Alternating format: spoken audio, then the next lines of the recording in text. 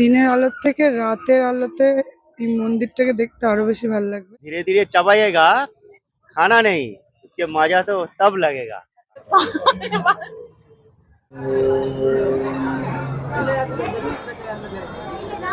না না না।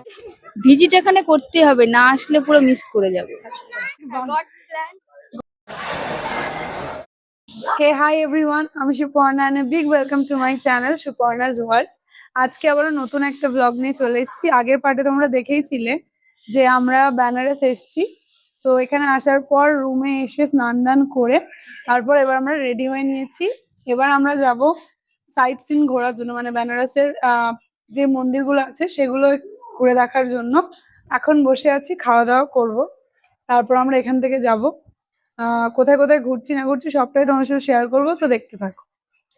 আমাদের থালা দিয়েছে, খেতে বসেছি আমরা, আর ওইখানে বৌদিরা বসেছে খেতে। আর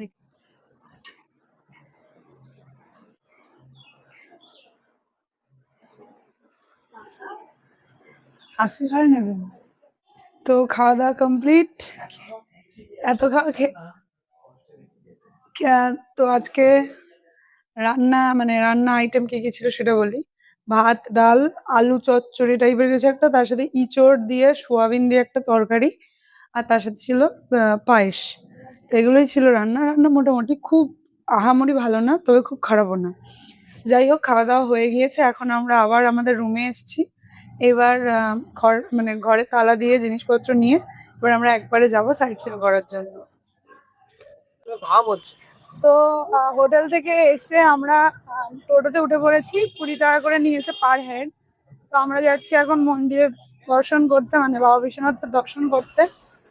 এখানে মানে প্রথমে তো এসে ভাবছিলাম রুমে গিয়ে যে সেরকম একটা গরম নেই, তবে রাস্তায় বেরোনোর পরে বুঝতে পারছি মানে প্রচন্ড গরম, মানে কোনো ঘাম হচ্ছে না, তবে প্রচন্ড পরিমাণে একটা লু এখানে ভীষণ। আর রোদের যা তেজ, বাবারে বাবা, ভয় লাগছে রোদ তোদ দেখে। Hi baby.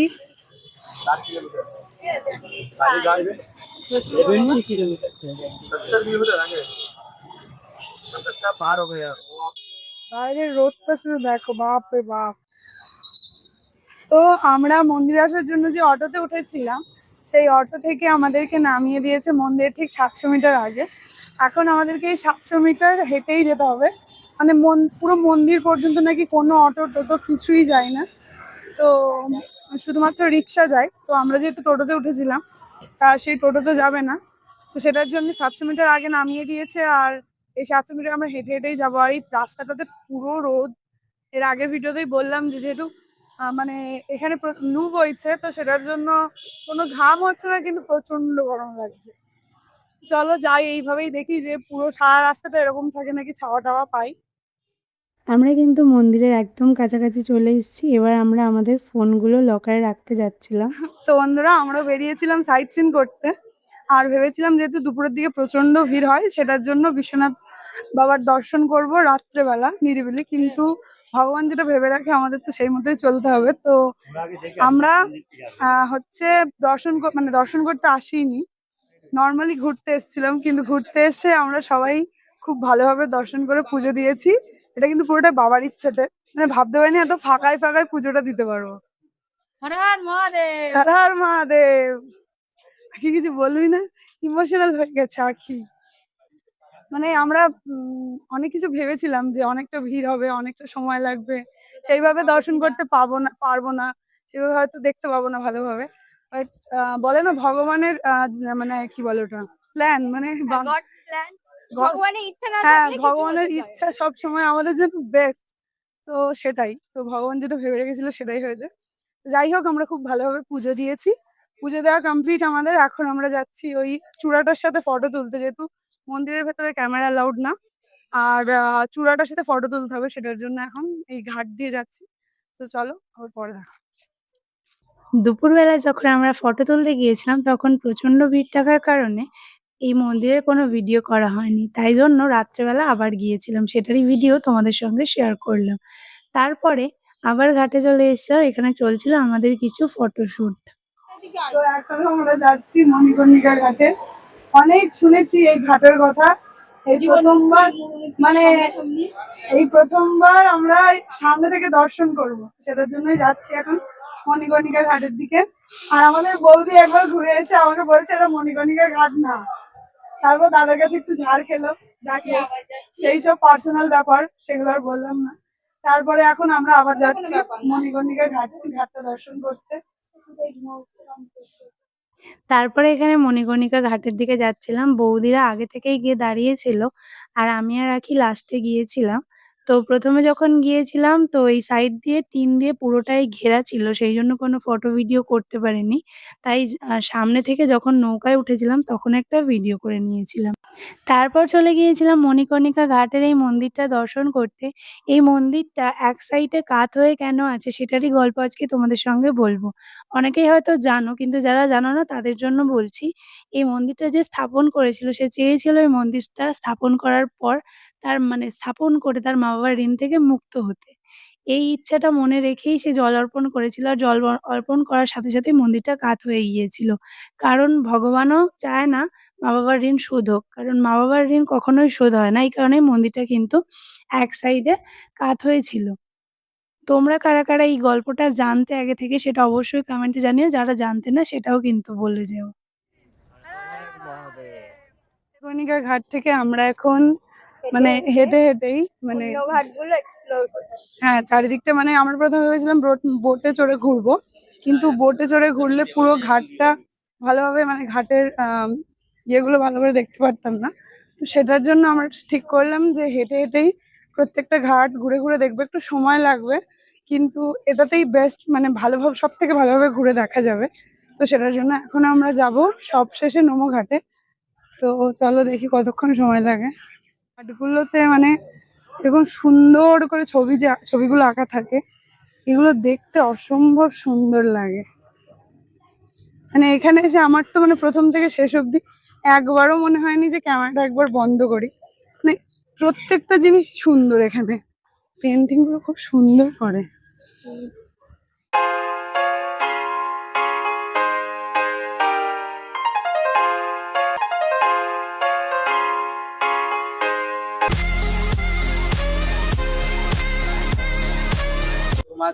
তো মণিকর্ণিকা ঘাট থেকে প্রায় 3 কিলোমিটার হেঁটে আমরা প্রত্যেকটা ঘাট এক্সপ্লোর করেছি, আর প্রত্যেকটা ঘাটেরই আলাদা আলাদা স্টোরি আছে।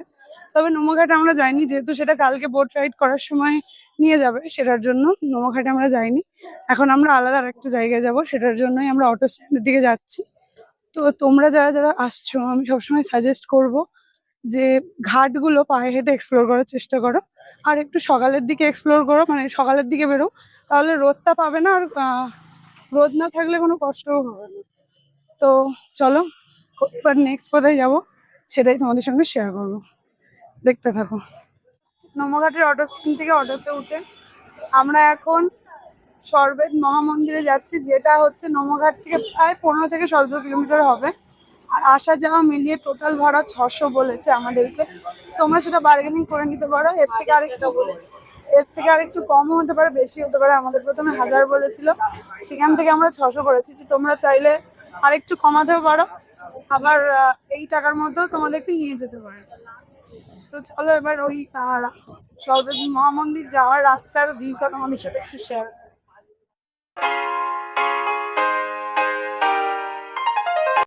দেখতে দেখতে আমরা পৌঁছে গিয়েছিলাম সরবেদ মহামন্দির ধামে। আর এই মন্দিরের গেটের মুখ থেকে মানে ঢোকার মুখ থেকে গেটের চারিপাশটাতে সুন্দর সুন্দর ফুল গাছ লাগানো ছিল। তো তারপরে আমরা চলে এসেছিলাম মন্দিরের ভেতরে। এবার আমরা যাচ্ছিলাম মেন মন্দিরের ভেতরে। সরবেদ মহামন্দির এই যে মন্দিরটা, এই মন্দিরে কিন্তু কোনো দেবদেবীর পুজো করা হয় না। এটা হচ্ছে দুনিয়ার সবচেয়ে বড় মেডিটেশন সেন্টার, যে জায়গাটা এতটাই বড় যেখানে একসাথে 20,000 মানুষ মেডিটেশন করতে পারে। তো এই মন্দিরটা সকাল 8টা থেকে রাত 9টা অবধি তোমরা খোলা পাবে। তোমরা তোমাদের সময় মতো এই জায়গাটাতে যেতে পারো। এখানে গেলে তোমরা ক্যামেরা নিয়ে যাবে না, কারণ ক্যামেরা নিয়ে গেলে কিন্তু সেটা নিয়ে ঢুকতে দেবে না। সেটা অবশ্যই রাখার জায়গা আছে। ফোন নিয়ে যেতে পারো, তবে ফোন নিয়ে শুধুমাত্র ভিডিও করতে পারবে। কোনো রকম নাচ গানের রিলস এখানে অ্যালাউড না।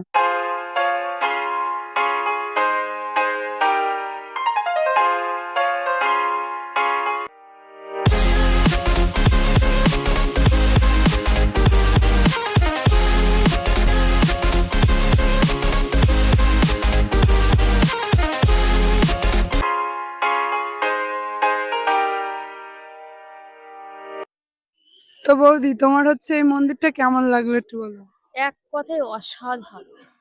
মানে যারা যারা বেনারস আসবে তাদেরকে এখানে আসা উচিত। অবশ্যই এখানে আসা অবশ্যই উচিত, না হলে কোনো কিছু মনে হবে কিছু একটা দেখিনি, মিস করেছি।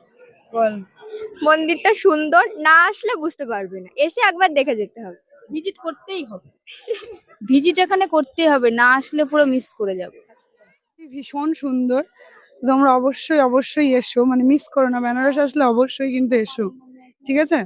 তো চলো চলো নিচের দিকে গিয়ে ফটো, মানে কোনো একটা গ্যাঞ্জাম নেই, নিরিবিলি নির্জন, বলো, নিরিবিলি নির্জন একটা মন্দির।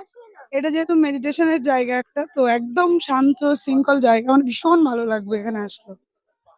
রাতের আলোতে এই মন্দিরটাকে দেখতে আরো বেশি ভালো লাগবে।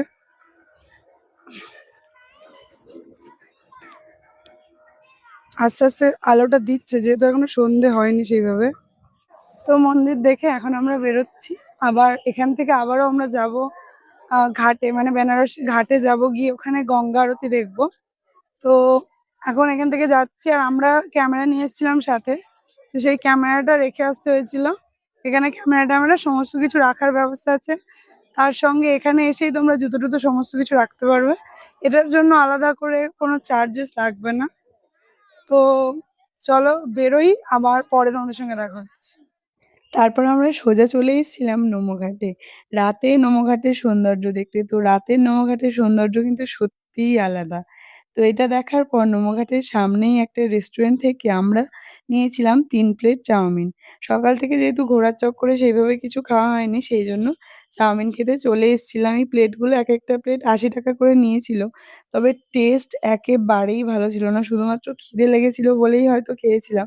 না হলে খেতাম না। মানে খুবই বাজে টেস্ট ছিল।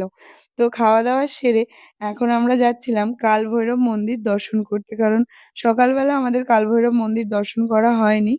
তো সেইজন্য আর রাতের দিকটা কালভৈরব মন্দির একেবারে ফাঁকা থাকে। তো চলে এসেছিলাম এখানে। মন্দির দর্শন করার আগে এখান থেকে ডালা নিয়ে নিচ্ছিলাম। ডালাতে যা যা কিছু থাকে সেই সমস্ত কিছু দিয়ে আমাদেরকে দিয়ে দিয়েছিল। তারপর মন্দির দর্শন করে সোজা আমরা চলে এসেছিলাম খাওয়া-দাওয়া করতে। মানে রাতের খাওয়া-দাওয়া সারতে।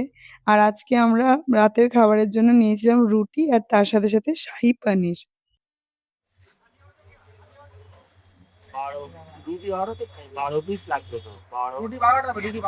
হ্যালো, আমরা এখন বেনারসের ১ নম্বর পান খেতে যাচ্ছি।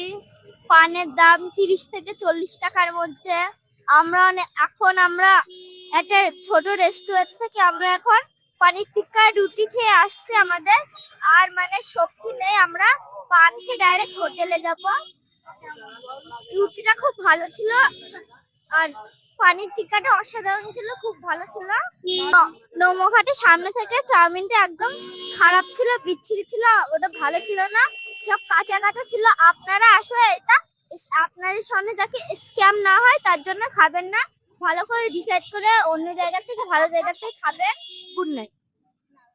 ম্যাডাম এই কানটা গালের ভিতরে রাখবেন, পাশে রেখে অল্প অল্প চিবাবেন আর খাবেন। কোনো इसके बाद धीरे धीरे धीरे चबाइएगा, खाना नहीं, इसके मजा तो तब लगेगा।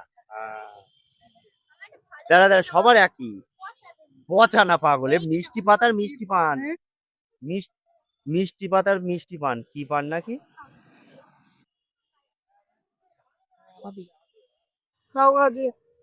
যা পান খেলাম, পাতুলিয়াতে কোনো এরকম পান পাওয়া যায় না, মানে পুরো ডিফারেন্ট একদম। মানে আমাদের এত বছর বয়সে এই পান মানে অন্যরকম, পুরো ডিফারেন্ট। এত পান খেয়েছি, এটা পুরো সত্যি, মানে বেনারসের পান বিখ্যাত কেন বলে, পান না খেলে বোঝা যাবে।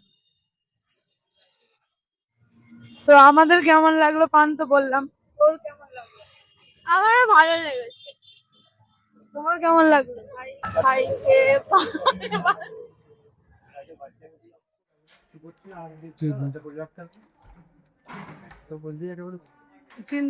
তো ফাইনালি এখন ঘড়িতে বাজে 9:30, আর আজকে আমাদের first day Benares journey complete. তো খুব ভালোভাবেই ঘুরেছি, মানে কাল ভৈরবের মন্দির দর্শন করেছি, অন্নপূর্ণা মন্দির দর্শন করেছি, তার সঙ্গে বাবা বিশ্বনাথের মন্দিরে পুজো দিয়েছি, তার সঙ্গে সরবেদ মন্দির দেখেছি। প্রচুর হেঁটে হেঁটে প্রচুর ঘাট এক্সপ্লোর করেছি। মানে একদিনে আমরা এত কিছু করবো এটা আমরা ভাবিনি, বাট আনফর্চুনেটলি সব কিছুই হয়ে গেছে। যাই হোক, সবশেষে পান খেয়ে গাল লাল করে মানে জিভ লাল করে এখন আমরা আমাদের ব্লগটা শেষ করব। তো আজকের ব্লগটা এই অবধি। কেমন লাগলো আজকের ব্লগটা অবশ্যই জানিও। তো চলো দেখাচ্ছি নেক্সট ব্লগে। বাই। বাই।